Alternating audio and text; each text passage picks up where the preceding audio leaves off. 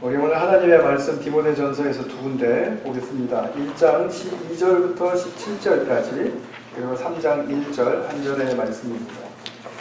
디모데전서 1장 12절부터 제가 봉독하겠습니다. 나를 능하게 하신 그리스도 예수 우리 주께 내가 감사함은 나를 충성되이 여겨 내게 직분을 맡기시니 내가 전에는 비방자요 박해자요 폭행자였으나 도리어 긍휼을 입은 것은 내가 믿지 아니할 때에 알지 못하고 행하였습니다. 우리 주의 은혜가 그리스도 예수 안에 있는 믿음과 사랑과 함께 넘치도록 풍성하였도다. 이쁘다 모든 사람이 받을 만한 이 말이여 그리스도 예수께서 죄인을 구원하시려고 세상에 임하셨다 하였도다. 죄인 중에 내가 괴순이라. 그러나 내가 긍휼을 입은 까닭은 예수 그리스도께서 내게 먼저 일체 오래 참으심을 보이사 후에 주를 믿어 영생 얻는 자들에게 본이 되게 하려 하심이라. 영원하신 왕 곧 썩지 아니하고 보이지 아니하고 홀로 하나이신 하나님께 존귀와 영광이 영원 무궁하도록 있을지어다. 아멘.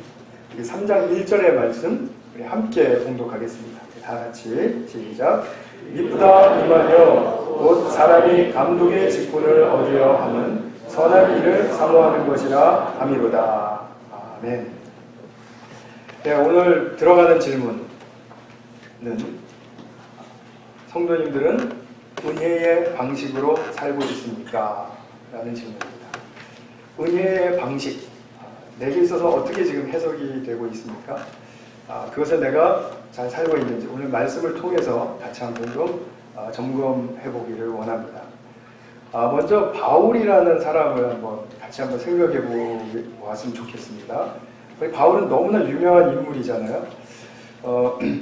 제가 지난주에 이제 예수의 좋은 일꾼이라는 시리즈로 이제 설교를 하겠다고 했고 오늘 두 번째 시간인데 예수의 좋은 일꾼의 대표적인 인물이라 그러면 아마 사도 바울일 겁니다. 그렇죠? 물론 여러 수많은 좋은 일꾼들이 있긴 하죠. 사도 바울은 그 예수 그리스도의 은혜를 만났고 그리고 그것을 보고 안 사람이죠. 은혜가 무엇인지를 안 사람입니다. 그리고 또 지난주에 말씀드린 것처럼 그 은혜를 알게 하는 데 있어서 자기의 삶을 투신했던 사람이죠.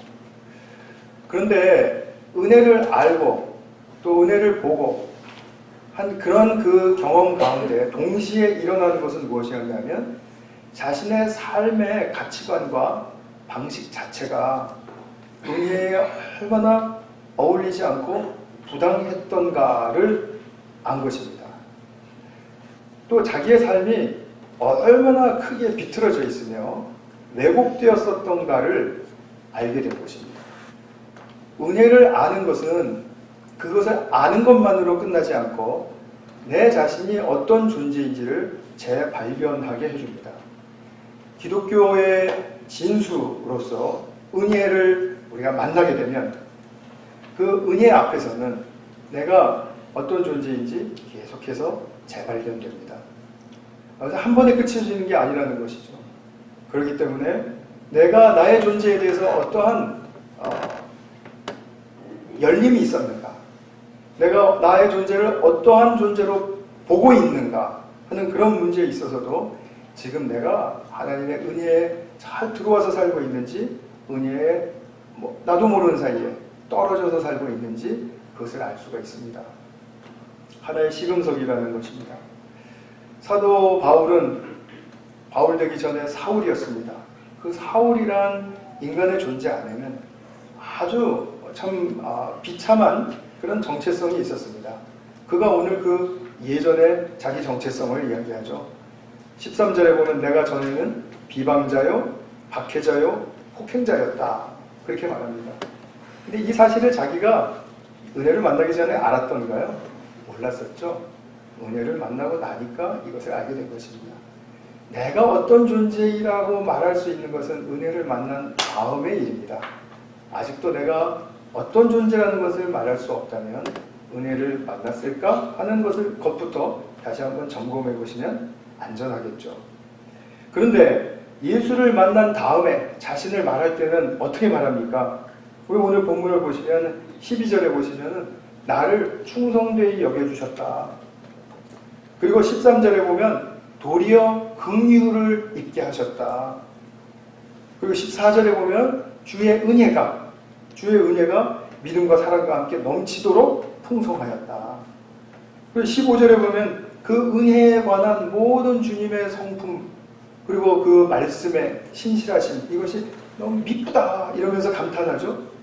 그리고 이것은 모든 사람이 받을 만한 말이다 이렇게 말합니다. 그리고 그것은 바로 그리스도께서 죄인을 구원하시려고 하시는 것이다. 예수님 말씀에서도 나는 죄인을 구하러 왔다. 의인을 구하러 온 것이 아니다 라고 말씀하신 적이 있었죠. 그 다음에 16절에도 보면 내가 긍휼을 입은 까닭은 내가 긍휼을 또 입었다. 그러니까 매 문장마다 은혜에 관련된 긍휼과 또 미쁘심과 또 충성되이 여겨주심과 또 풍성한 그 넘치도록 부어주시는 그 선물과 이런 것들을 다 표현하고 있죠. 문장마다 은혜입니다. 은혜를 표현합니다. 바울의 심정이 느껴지고 있습니다. 근데 아무리 듣기 좋은 말이라도 너무 자주 하면은 사실은 좀 부담이 되지 않습니까? 그런데 사도 바울은 그런 걸 연연하지 않습니다. 그냥 아무리 해도 부족하다라는 그런 느낌을 주는 것 같아요.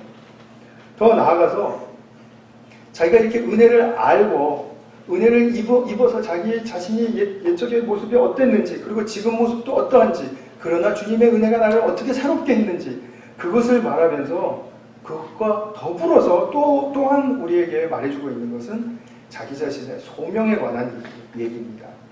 이 은혜의 입음에 대해서 자신의 소명을 입은 것은 바로 16절에서 말하고 있죠.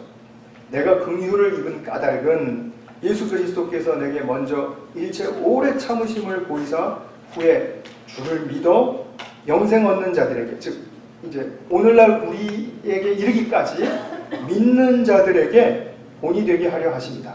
사도 바울이 우리의 본이 되게 하시려는 것이 그리스도의 은혜의 소명이라는 것을 이분은 안 것입니다. 사도는 서신서 여러 군데에서 자기를 본받으라는 말을 가감 없이 합니다. 고린도전서 11장 1절에 보면 내가 그리스도를 본받는 자가 된 것 같이 너희는 나를 본받는 자가 되라. 빌립보서 3장 17절의 말씀 너희는 함께 나를 본받으라. 빌립보서 4장 9절에도 너희는 내게 배우고 받고 듣고 본 바를 행하라. 그리하면 평강의 하나님이 너희와 함께 계실 것이다. 지금 사도 바울이 본받으라고 할 때, 본받으라고 할 때 어떤 면을 본받으라고 하는 것입니까? 나처럼 살아. 나처럼 이렇게 열심히 해. 나처럼 성공했어도 이거 다 버릴 줄 알아야 돼. 그거 얘기하는 것입니까? 그렇게 아니죠. 내가 세상적으로 얼마나 성공하는지, 내가 종교적으로 얼마나 어떠한 존재인지 그것을 따라하라는 말이 아니죠. 지금 사도 바울은 무엇을 하라라고 하느냐면은 이제 완전히 다른 차원. 즉 예전에 자기가 몸담았던 그런 차원의 땅의 차원의 세계에서 완벽하게 달라진 은혜의 새로운 세계. 자기가 만나서 들어가게 된 은혜의 새로운 차원. 그 세계가 지금 예수님을 통해서 자신에게 열렸고 임했다. 근데 자기에게 열린 그 은혜의 세계를 딱 확신하고 보니까 나에게만 임한 것이 아니라 모든 사람에게 지금 임해 있다는 거죠. 모든 사람에게 임해 있으니까 이제 그 은혜의 세계로 들어가고 그 은혜의 세계에서 함께 걸어가는 그 은혜의 방식을 배우라라는 뜻입니다. 이렇게 하는 것이 하나님 앞에 정말 바르고 하나님이 원하시는 대로 가는 그런 삶의 방식이다. 라이프 스타일이라는 말이 있죠. 삶의 방식? 삶의 방식이다. 이거죠. 은혜의 세계란 무엇입니까? 인간이 진정으로 필요한 모든 삶의 자원과 축복이 무상으로 주어지는 곳이 바로 은혜의 세계입니다. 이 땅에 인간이 우리가 진정으로 살아가기 위해서 필요한 모든 자원과 축복이 보장되어 있습니까? 일시적인 것 같아서 따라는 가보지만 늘 그것이 잡으면 내 손가락 사이로 흘러서 내려가는 그런 마른 모래와도 같은 그런 것들이죠. 하나님의 은혜의 세계에는 영원히 보장되어 있는 너무나도 소중하고 너무나도 필요한 삶의 자원, 인생의 영생에 필요한 자원과 축복이 다 채워져 있고 풍성하고 그것을 얻어나가면서 살아가는 그런 은혜의 방식이 우리에게 새로워져야 된다는 것입니다. 그러니까 사도 바울은 이 은혜의 방식의 삶을 함께 깨우치고 우리가 함께 격려하고 그리고 우리는 또 자연인의 본성을 아직도 가지고 있기 때문에 은혜에서 떨어지려고 하는 그런 유혹과 성향을 늘 가까이 하고 있기 때문에 이것을 서로 지켜줘야 한다라는 그런 차원에서 공동체를 강조하는 것입니다. 은혜를 누리는 방식이 무엇인가? 은혜를 누리는 방식의 삶을 거룩한 삶이라고 합니다. 왜냐하면 세상 사람들이 찾고 구하는 그런 방식과는 다른 것이기 때문이죠. 이 부분은 우리가 뒤에서 제가 좀 더 구체적으로 설명을 해드리겠습니다. 그러면서 사도 바울은 감독의 직분을 이야기할 때 첫 번째로 이야기하는 것을 오늘 우리가 3장 1절에서 보았습니다. 감독 그러면 굉장히 높은 사람처럼 느껴지잖아요. 그런데 사실 그렇지 않고요. 뭐 영어로 비숍이라고도 이렇게 하지만 사실 패스터라고도 할 수 있고요. 또는 overseers, 그 다음에 또 elder, 그 다음에 또 shepherd 이런 다양한 말로 해석이 될 수 있는 말이 지금 우리 성경에 감독이라고 해석이 되어 있는 말이에요. 그러니까 이것은 교회 직분자다 이렇게 말씀하시면 돼요. 이렇게 생각하시면 됩니다. 근데 그 교회의 직분을 구하는 자가 있다면 그는 선한 일을 사모해야 한다라고 말합니다. 선한 일을 사모하는 자가 아니면 직분의 기초가 흔들리는 것입니다. 그럼 이 선한 일이라는 것이 무엇입니까? 엊그저께 디모데 우리 금요 예배에서는 선한 일에 대한 객관적인 설명을 하면서 이것은 바로 아버지의 성품과 아버지께서 행하신 일을 내 삶을 통해서 드러내는 행동이다. 즉 사랑을 배우고 사랑을 하는 것이 아버지의 성품을 드러내고 아버지가 내게 행해주신 일들의 열매를 정말 잘 맺는 삶이다 라고 하면서 선한 일에 대해서 제가 설명을 해줬어요. 근데 이것은 성도의 특징입니다. 이 똑같은 말인데 오늘 본문을 통해서는 조금 더 다르게 표현될 수가 있습니다. 우리 지난주에 나누었던 그 내용으로부터 이어지는 것이죠. 선한 일이란 무엇이냐면 내가 은혜를 아는 것입니다. 은혜를 만나서 알고 그 은혜를 알았다면 내가 다른 사람들로 하여금 그 은혜를 알게 하는 삶의 행동들을 선한 일이라고 하는 것입니다. 뭐 여러 가지로 우리가 해석할 수가 있겠지만 이제 지난주에 일관성 있게 우리가 좀 정의를 내려본다면 그런 것이죠. 그러니까 직분자들은 무엇을 하는 존재이죠? 내가 먼저 은혜를 만나야 돼요. 은혜를 알아야 됩니다. 그리고 그 은혜를 내가 어떻게 알게 할까를 고민하고 자기 성품에 있어서 원한 것이 있으면 자르려고 애를 써야 되고 그리고 또 부족한 것이 있으면 채워달라고 강구해야 되고 그리고 내가 지금 남는 것이 있는데 아까워서 못 주는 것이 있다면 줄 줄 알아야 되고 하는 그런 것들이죠. 그러나 그렇게 알게 하는 방식의 삶이 결코 자동적으로 이루어지지 않는다라는 데 우리의 문제가 있는 것이죠. 제일 큰 이유는 내가 나를 가로막고 있기 때문입니다. 남 때문이 아닙니다. 내가 은혜를 알았는데 은혜를 알게 하고 싶어요. 그런데 잘 안 돼요. 잘 안 되는 건 누구 때문입니까? 누가 방해해서입니까? 아닙니다. 자기가 그 은혜를 전하고자 하는 마음은 있을지라도 방식의 문제에 있어서 잘못됐다는 거죠. 태도의 문제에 있어서 잘못됐다는 것입니다. 이것이 우리에게 선명하게 자기 자신에 대한 재발견이 일어날 때 우리는 비로소 회개할 수 있습니다. 내가 직분을 맡은 자로서 내가 이런 부분들이 아직도 다듬어지지 않았기 때문에 나의 의도와는 다르게 이렇게 은혜를 알게 하는데 이게 정말 더디가고 힘이 들고 잘 안 되는 그런 삶이로군요. 나 때문입니다. 라는 그런 고백이 제 발견이 나와야 됩니다. 그래서 직분자로서의 키는 뭐냐면 은혜를 알고 은혜를 알게 하는 거예요. 그것입니다. 그래서 앞으로 이제 우리가 계속해서 볼 3장 2절 이하에서 감독은 뭐뭐 해야 되고 뭐뭐 하지 않으면 안 되고 뭐 이런 말들 많이 나오지 않습니까? 그런 리스트들은 단순히 그것만 충족시키면은 통과, 합격 이런 뜻이 아니라는 거죠. 감독의 자질과 조건을 말할 때 열거한 모든 리스트들은 그 리스트에 해당하는 자기 삶의 자리에서 은혜를 만날 준비가 되어 있는가, 그리고 그 자리에서 만난 은혜를 전할 수 있는 소명이 있는가에 관한 것입니다. 예를 들어서 한 아내의 남편이 되며 이렇게 얘기했습니다. 그러면 우리가 이제 후보자들 이렇게 세울 때 그래, 한 아내의 남편, 저 사람 두 아내의 남편 아니지, 한 아내의 남편 됐어, 통과. 이게 아니라는 겁니다. 이거 지금 기준 말해주려고 한다면 성경이 왜 그토록 뭐 이렇게 어렵게 얘기를 미리 해놨겠습니까? 그게 아니고요.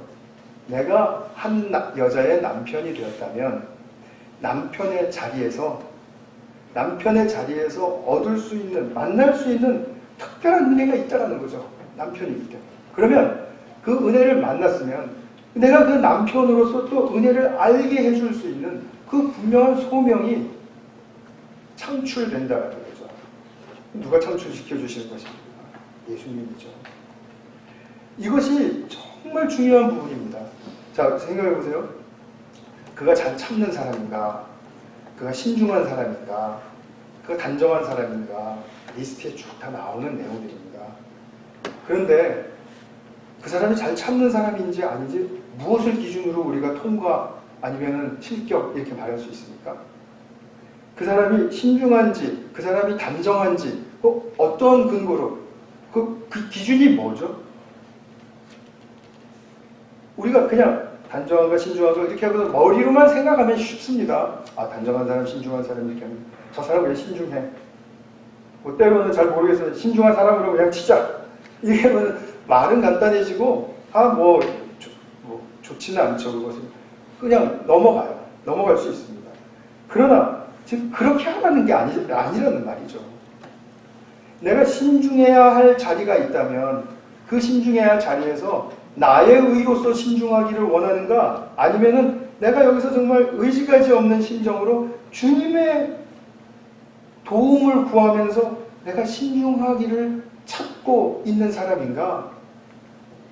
그래서 내가 거기서 무언가 주님의 은혜를 만났다면 또한 나의 신중한 태도를 의식하면서 내가 어떻게 이것을 주님께서 형성해 주실 것인지를 또 기대하면서 주님과 늘 붙어있는 그런 상황 속에서 자신의 받은 은혜를 알게 하려는 그런 삶의 방식으로 나가는가. 그것입니다. 예수님을 믿지 않아도요, 인내심이 강한 사람이 있습니다.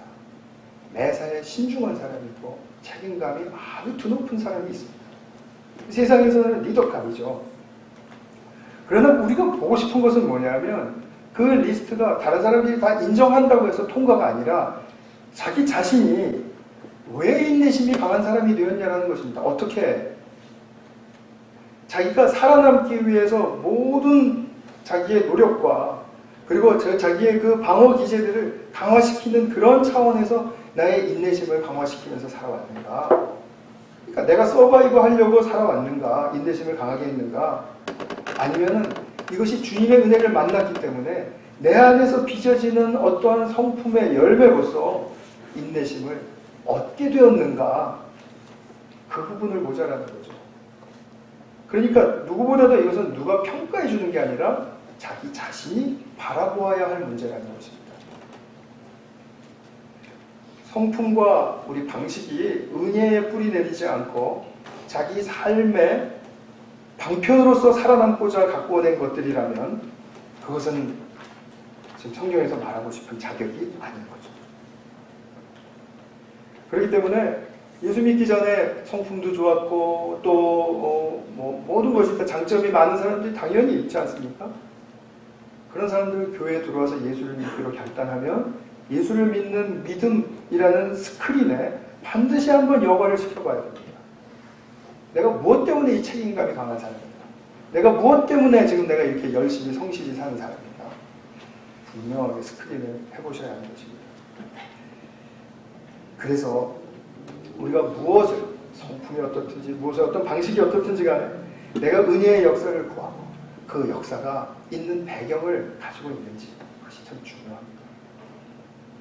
이렇게 매사에서 자기 성품과 역할을 감당하는데 보이지 않는 선한 힘의 세계, 그 은혜에 내가 의지할 줄 알고, 그럼으로써 내가 어려움이 있고 고통이 있고 무언가 포기하고 싶은 그런 상황 속이라도 연단되기를, 내가 그렇게 연단되기를 사모하는 사람이라면 그 사람이 바로 선한 일을 사모하는 자이죠. 그러므로 자기는 직접 연관되지도 않은 예를 들면은 세계 평화. 난 세계 평화를 간절히 원합니다. 그러니까 나는 선한 일을 사모하는 사람입니다. 라고 말할 수 없습니다. 여러분들이 또 제가 세계 평화를 사랑한다고 하면 세계 평화를 추구하고 정말 진실하게 그 일을 하는 사람들을 만나거나 아니면 그 사람들을 좀 돕거나 아니면 기도를 하거나 정말 진지하게 그래야 되는 거죠. 북미 정상회담이 내일 모레 열리는, 우리 시간으로는 이제 그렇지만 실제 시간으로는 내일 이제 화요일 날 열리니까요. 그렇게 되는데 그 정말 잘 되기를 원한다. 그러면 잘 되기를 원하는 마음이야 누구든지 있죠. 그러나 정말 내가 그것을 위해서 내 삶에 지금 어떤 뜨거운 마음으로 기도하고 있으면, 그것을 돕기 위한 어떤 방법을 찾고 있으면, 그런 것이 우리에게 진짜 선한 일을 사모하는 자라는 것입니다. 바울이 비록 비방자였고 폭행자였지만 주님께서 임하게 하신 은혜의 그 세계를 만나고 그 은혜의 자기의 삶의 뿌리를 내리니까 자신의 성품과 가치관과 방향성과 목적이 잘 주님 합당하게 보시는 대로 세워지더라는 것입니다. 그러면서도 그것이 세워졌다고 다가 아니라 그러면 이제 거기에서 은혜로 연단의 과정들을 잘 거쳐가야 되는 것이죠. 우리의 삶에는 늘 녹록지 않은 그런 돌발적인 상황도 일어나고, 그리고 정말 풀기 힘든, 내 힘으로는 안 되는 그런 일들도 많이 생겨나고, 그리고 정말 슬픈 일, 정말 불가항력적인 일들, 재앙이 닥치기도 하고 이런 일들 많지 않습니까? 그럴 때마다 나는 정말 이 순간에도 은혜의 뿌리 내린 나의 삶, 그리고 이 상황을 통해서 내가 연단되기를 원한다. 그래서 주님이 보시기에 정말 한층 더, 한 단계 더 합당한 사람으로, 합당한 존재로서 세워지기를 원한다는 그 소망의 끈을 놓지 않는 사람, 바로 은혜에 의지하는 사람이죠. 그리고 그 은혜가 온 세상에 임해 있습니다. 그래서 사도 바울은 지금 이 시대가 은혜의 때라고 이야기했습니다. 이 은혜의 때에 모든 사람들이 은혜를 받고 축복으로 정말 가득 차서 서로를 즐거워하고 서로를 축하하고 서로를 격려하는 이런 삶을 살 수가 있는데, 근데 그렇게 되지 않는 그런 가운데 뭔가 나의 소명에 불꽃이 더 타오르는 사람, 선한 일을 사랑하는 사람이죠. 이런 삶의 변화는 이 땅에서 보장해 주는 것이 아무것도 없습니다. 우리가 그렇게 보장해 줄 것이라고 믿고 찾아갔던 많은 것들, 아니 대표적인 몇 가지 것들이 우리에게 여실하게 늘 증명해 주지 않습니까?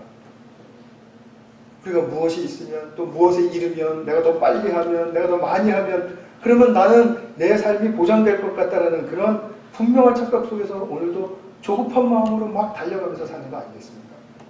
그러나 그 결과는 뭐였습니까? 불안지수만 높아졌다 라는 거죠.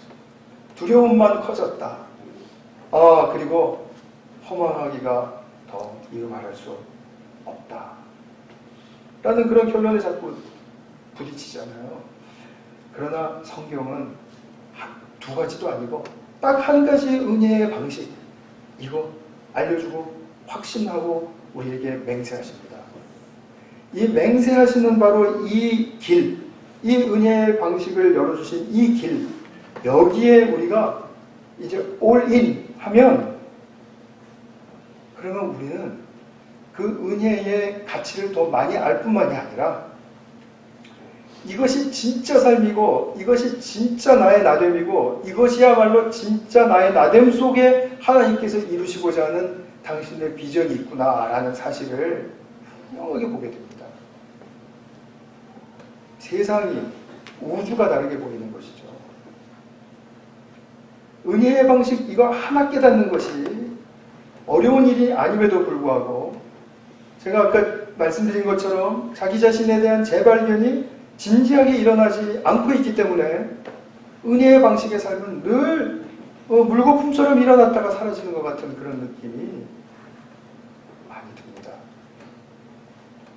그럼 우리가 어떻게 은혜의 방식으로 살아갈 것인가? 어떻게 은혜의 방식으로 살아갈 것인가?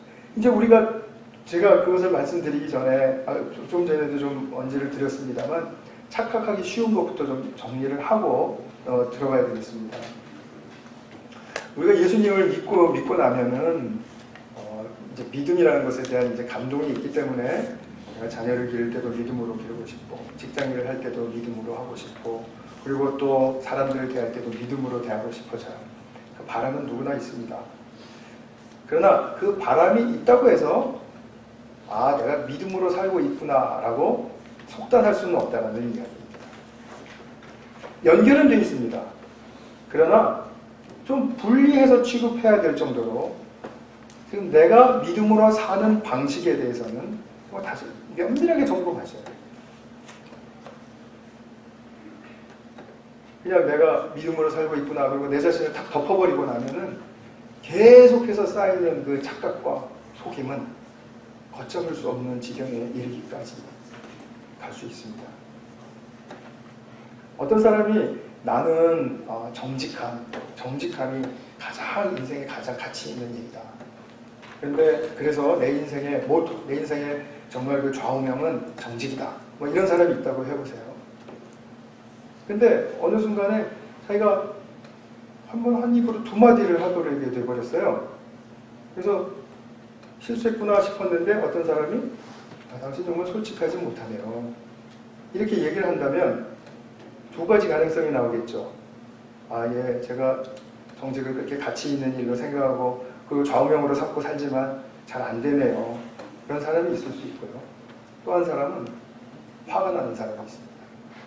뭐라고? 내 인생의 좌우명이 정직인데 나보다 솔직하지 못하다고? 당신 어떻게 나한테 그런 말 할 수가 있어? 그런 말 하지 말라고 전에 말한 적도 없으면서 그러면서 어떻게 그런 말을 할 수 있어? 막 이렇게 대드는 거죠. 이것이 무슨 말일까요? 내가 정직을 정말 이렇게 생각하고 그것을 가치 있게 여기는 것과 내가 정직하게 사는 것은 별개의 문제가 될 수 있다는 얘기입니다. 내가 은혜를 사모하고 맛을 봤기 때문에 그렇게 살고 싶은 것과 내 삶에서 합당한 은혜의 방식으로 바꾸어가며 그렇게 살고 있는가는 연결성은 있지만 별개의 문제라는 것입니다. 그래서 진정한 은혜의 방식으로 살기를 원한다면 우리 그런 바람 성도라면 누구나 있습니다. 무엇이 관건일까요? 우리가 요즘 그 산상수훈 카톡으로 지금 하고 있는데 산상수훈에 들어오신 분들이 많으니까 제가 그것과 관련해서 말씀드리고 있습니다. 들어오시지 않은 분들에도 좋은 은혜의 방식을 소개하는 그런 말씀이 될 것 같습니다. 산상수훈에서 예수님께서 제일 먼저 하시는 말씀은 심령이 가난한 자는 복되도다 이렇게 말씀하시죠. 내 심령이 가난하다는 것은 내가 늘 영적인 배고픔이 있다는 얘기입니다. 갈망이 있다는 얘기입니다. 진정한 갈망. 그런데 내 자신을 돌아보면 나의 그 영적인 배고픔을 채워줄 수 있는 그런 자원이 없어요. 나는 빈 강정 같고 그리고 나를 내가 채우기에도 너무 무력하다는 사실을 알게 돼요. 그래서 나는 정말 아무것도 없는 빈털터리입니다. 나는 갈망은 이렇게 큰데 나를 채울 수 있는 그런 나는 정말로 형편없습니다. 라고 주님 앞에 고백하는 자가 심령이 가난하다는 말로 표현이 됩니다. 그 다음에 내가 여전히 자기 의를 가지고 살려고 애쓰면서, 우리 윤공옥 집사님 기도하실 때 자기 의란 말 참 초반에 많이 하셨는데 뭐 설교를 미리 하셨나 싶을 정도로 그렇게 하셨어요. 자기 의를 살려고 애쓰면서 살아가고 있는데 도리어 자기 의가 부메랑처럼 자기를 와서 고통을 줘요. 자기 의 때문에 자기가 고통을 받아요. 그런 자기 모습을 발견하게 되면 애통할 수밖에 없는 것이죠. 그런 자기 자신을 보면서 울지 않을 수 없는 것이죠. 내가 여태까지 잘 살아보겠다고 나의 의의를 지켜왔는데 그것이 내게 고통이 되다니, 이게 도대체 무슨 삶에 부당한 일인가? 라고 처음에 생각될 수 있겠지만 이것이 이렇게 되는 것이로구나를 알면 얼마나 그것이 애통한 일입니까? 그 애통함과 눈물을 흘리게 되면 내 안에 있던 가시 같은 것들, 뾰족한 것들, 그런 것들이 무뎌지고 뽑히고 없어지게 됩니다. 내 속에 가시 같은 것들, 뾰족함이 없어지면 다른 사람을 품을 줄 알게 됩니다. 그것이 온유함입니다. 그러면 나의 의가 아닌 주님의 의만으로 난 살아갈 수가 있습니다. 내 의로 내가 살아가려고 했을 때 나의 모든 관계와 나의 생명의 부요함에 관한 것들은 이루어질 수 없었습니다. 그러나 제가 분명하게 믿는 것은 주님의 그 의, 주님의 약속의 그 말씀, 그것이 내 삶을 다스리기 시작하면 나의 관계적인 생명이 지켜질 수 있다는 것. 그래서 나는 주님의 의만 줄이고 목말라 한다는 거죠. 그것만이 나를 살게 하기 때문에. 이런 영적인 위기가 의에 줄이고 목마른 자이죠. 이런 사람은 나만 불쌍히 여김을 받아야 될 존재가 아니라 이 세상 모든 사람들이 다 불쌍히 여김을 받아야 되는 존재로구나. 아, 저 사람 참 이렇게 뭐 안 됐다, 뭐 이렇게 비하하는 의미로 불쌍하다는 뜻이 아니라 정말 저 사람에게 가까이 가서 저 사람을 채워주고 싶고 저 사람을 위로해주고 싶은 그런 불쌍히 여기는 마음이 우리에게 생기죠. 긍휼히 여기는 자는. 그래서 그렇게 말씀합니다. 이상하게도 자기 의가 약해지지 않습니까? 그러면 하나님이 선명해집니다. 마음이 청결한 자는 하나님을 볼 수 있다는 말이 바로 이 말입니다.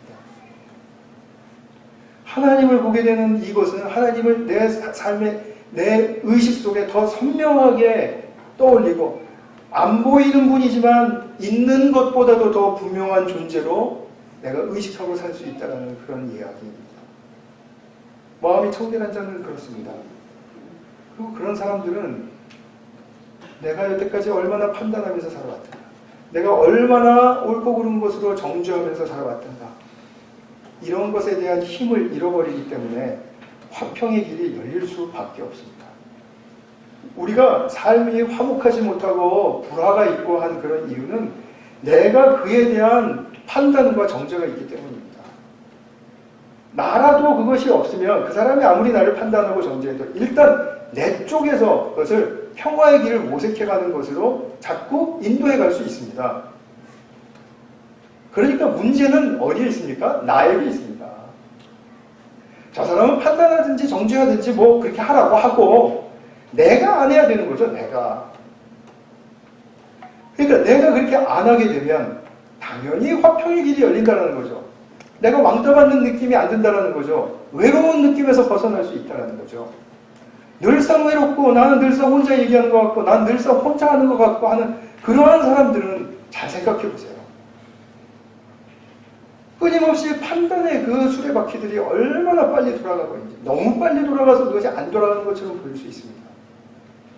자동차 바퀴가 너무 빨리 돌아가면 옆에서 볼 때 저 바퀴가 돌아가는 거야 안 돌아가는 거야 안 보이지 않습니까? 그러나 실제로는 미친 듯이 질주하는 것이죠. 우리에게는 판단과 정죄가 거의 우리 1GHz 뭐 이렇게 얘기하지 않습니까? 1GHz라는 말은 우리 청년부에서 확인해 줬는데요. 1초 동안에 진동이 10억 번 일어난다는 이야기입니다. 10억 번. 진동이 10억 번 일어나는 그것보다는 설마 덜 빠르겠죠. 판단과 정죄가 그렇게 나를 사로잡고 있을 수 있다는 사실을 분명히 보실 수 있어야 됩니다. 근데 내가 판단과 정죄가 있다는 것 자체도 그 하루를 지날 때 별로 생각하지 않고 지나가는 경우가 많죠. 더군다나 사람과 만나서 이야기하거나 뭐 악유하거나 할 때는 더더군다나 내가 판단과 정죄하고 있구나. 내가 저 사람을 그렇게 친절한 생각을 나에게 주지 않죠. 당신이 이렇기 때문이잖아. 이건 이래서 이렇게 된 것이기 때문에 그런 거잖아. 그렇잖아. 그 판단과 정죄. 정말 우리에게 너무나 큰 원수와도 같은 적입니다. 친구는 가까이 있다. 원수는 더 가까이 있다. 바로 내 안에 있는 판단과 정죄입니다. 근데 이것들이 진정으로 확인될 수 있는 삶의 현장이 있습니다. 그 현장은 무엇이냐면 내가 억울함을 당해보는 겁니다. 핍박당해보고 오해당해보고 모욕당해보는 것입니다. 그러면 그때 증명돼요. 내가 여전히 예전과 같이 억울하고 못 견디겠고 화가 나고 복수심이 끓고 있다면 그럼 어떻게 되실까요? 거기서 끝입니까? 우리 주님은 그러시지 않는다는 것을 제가 너무나도 생생하게 많이 체험을 했습니다. 주님은 이러세요. 민서가 우리 다시 원점으로 돌아가자. 심령이 가라앉은 애통한 자는 우리 다시 한번 생각해보자. 저는 원점으로 돌아가는 것이 옛날에는 창피한 일인 줄 알았습니다. 내가 여태까지 몇 년 믿었는데 또 원점으로 돌아가야 됩니까? 근데 곰곰이 그렇게 자꾸 찾아오시는 주님을 만나다 보니까 그것이 내가 나를 창피하게 만들려고 그러시는 게 아니라 나를 위해서 베푸시는 끊임없는 주님의 은혜의 손길이었다는 사실을 제가 알게 됐습니다. 그래서 오늘도 원점으로 돌아가는 것 두렵지 않습니다. 주님과 함께 돌아가는 것이고 그리고 거기서 다시 시작하는 것이고 그렇다면 주님은 나에게서 무엇을 포기하시지 않는 것입니까? 심령이 가난한 자로부터 의의 쭉 진행이 되어서 의의 핍박을 받고 하는 그럴 때 즐거워하는 사람이 되는 그런 과정, 즉 은혜의 방식의 삶을 살아갈 수 있도록 나를 포기하시지 않는다는 사실을 알 수가 있죠. 원점으로 되돌려 놓으시는 이유는 나를 포기하시지 않았다라는 뜻이죠.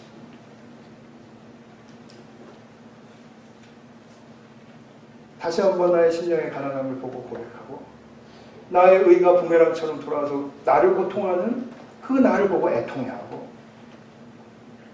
그러면 주님은 나로 말미암아 나의 뾰족함이 사라지게 하는 온유함을 기대하실 것이고 내가 나의 의로는 살 수 없습니다. 주님의 의만이 내 삶의 전부입니다. 라고 하는 위기의식, 영적인 위기의식을 느끼게 하실 것입니다.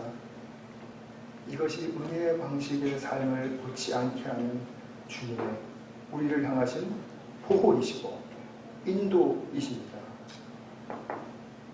우리의 삶에서 이렇게 은혜의 방식을 익히는 천국 백성이 걷는 길이 우리의 삶의 현장에 지금 다 들어와 있습니다. 이것은 우리가 교리로가 아니라 실제로 천국 백성의 의입니다. 천국 백성의 의로서 서기관과 바리새인의 의보다 더 낫다고 인정하시는 의입니다. 이 은혜의 방식을 구하고 이 은혜의 방식 안에 주님을 의지하고 살아가는 그 삶의 과정이 바로 주님께는 서기관과 바리새인보다 더 나은 의로 인정해 주실 수 있는 것이라는 거죠. 이것을 경험하시기를 바랍니다. 이 길을 걷는 것은 고달픕니다. 그리고 창피할 수 있습니다. 그리고 두렵기까지도 할 수 있고요. 그러나 축복의 길입니다. 이것이 은혜의 방식이라는 것만 놓치지 마십시오. 은혜의 방식이기 때문에 이 방식의 길 외에는 다른 길 없다. 이 완전히 이거는 배수신 치셔야 되는 겁니다. 정말 하나님께서 우리가 교리적으로는 예수 믿으면 주님의 의를 우리에게 주셔서 그 의가 바리새인과 서기관보다 나은 의가 되는 거예요. 이렇게 배워오셨다면 그러면 그 의 정말 좋습니다. 믿어서 얻은 의의 내용이 뭐냐라는 거죠. 내용. 산상수훈에 지금 팔복의 길을 걷는 이 말씀을 해주신 예수님은 바로 우리를 의로 인정해 주시기 위해서 이 말씀을 해주신 거죠. 그래서 우리가 한번 점검해 보고 싶은 것은 내가 신앙을 가진 날부터 내 신앙이 언제 이 산상수훈의 팔복의 말씀에 합당했던가. 분명하게 합당했던 때도 있으셨을 거예요. 그러나 그 길을 내가 놓치게 돼버린 것은 과연 무슨 이유 때문이야 내가. 그것을 살피는 것은 내가 다시 원점으로 돌아가게 하는 주님의 은혜를 구하는 입장에서 매우 필요한 일이죠. 앞으로 우리 교회 직분을 맡으시는 우리 리더들 바로 이 은혜의 방식의 길을 반걸음만 앞서가는 분들이면 좋겠습니다. 그러나 반걸음 앞서간다고 해서 나 잘하고 있죠. 나 괜찮죠. 이렇게 하는 게 아니라 뒤에 반걸음 뒤에 따라오시는 우리 모든 성도님들을 사랑과 받아줌으로 기다리고 그래서 직분자의 자질에는 기다림, 인내가 항상 들어갑니다. 그래서 그 기다리는 사람이죠. 그래서 우리 모두가 다 결국에는 궁극적으로는 정말 이 은혜의 방식에 서로 격려하고 또 이 은혜의 방식으로부터 오는 축복을 서로 함께 나누고 그리고 서로 통하고 그것으로 말미암아 천국 백성으로 걷는 길이 바로 여기에 우리 이 현장에 분명했구나를 우리가 볼 수 있는 그리고 인정할 수 있는 바로 그러한 우리 공동체의 여정이 되기를 간절히 원합니다. 이것이야말로 선한 일을 사모하는 사람들이 받는 은혜와 축복이 될 것입니다. 같이 한번 기도하겠습니다.